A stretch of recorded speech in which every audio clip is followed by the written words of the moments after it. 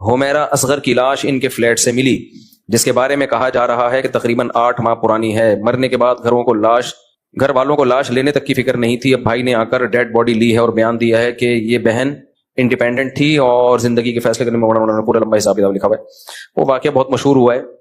دیکھو یہ واقعات یورپ امریکہ میں مغربی دنیا میں کامن ہے، نارمل ہوتے رہتے ہیں۔ یہ ہم لوگ غریب لوگ ہیں، پرانے دقیانوسی خیالات کے، اس لیے ہم اتنی ٹینشن لے رہے ہیں، ورنہ یورپ میں مغربی دنیا میں یہ نارمل ہے، سمجھ رہے ہو؟ ہم لوگ چونکہ غریب لوگ ہیں نا، دقیانوس، گھٹیا، پرانی سوچ کے، فیمنزم کے خلاف، عورت کی آزادی کے خلاف، گھٹیا، نیچ گھٹیا لوگ ہیں، اس لیے ہم اتنی ٹینشن لے رہے ہیں۔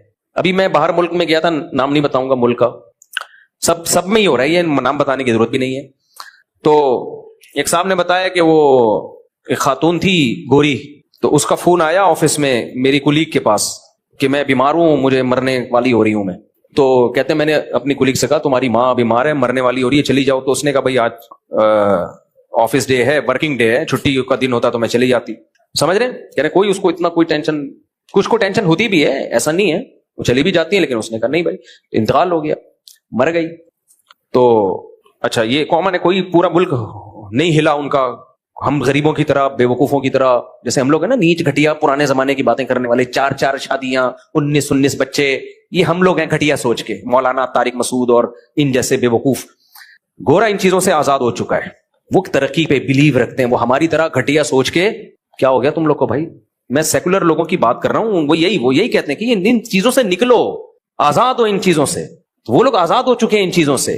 تو ایک اور آزادی کی میں ایک مثال دیتا ہوں آپ کے سامنے۔ ابھی جو میرا سفر تھا، ابھی بالکل پرسوں آیا ہوں نا میں، وہاں مجھے ایک تبلیغی جماعت کے بزرگ ملے جو 45 سال پہلے وہاں گئے تھے، اور بزرگوں نے ان کی تشکیل کی تھی، 45 سال سے وہاں ہیں۔ اس وقت جب وہاں لوگ کلمہ نہیں پڑھتے تھے، انہوں نے وہاں بڑی محنت کی، فری میں بچوں کو پڑھایا۔ کہتے ہیں مسلمان ایسے مرتد ہو گئے تھے کہ وہ اپنے بچوں کو قرآن نہیں پڑھانا چاہتے تھے، تو میں گھر جاتا، ان کے گاڑی میں بٹھا کے لاتا، مسجد میں پڑھاتا ان کو۔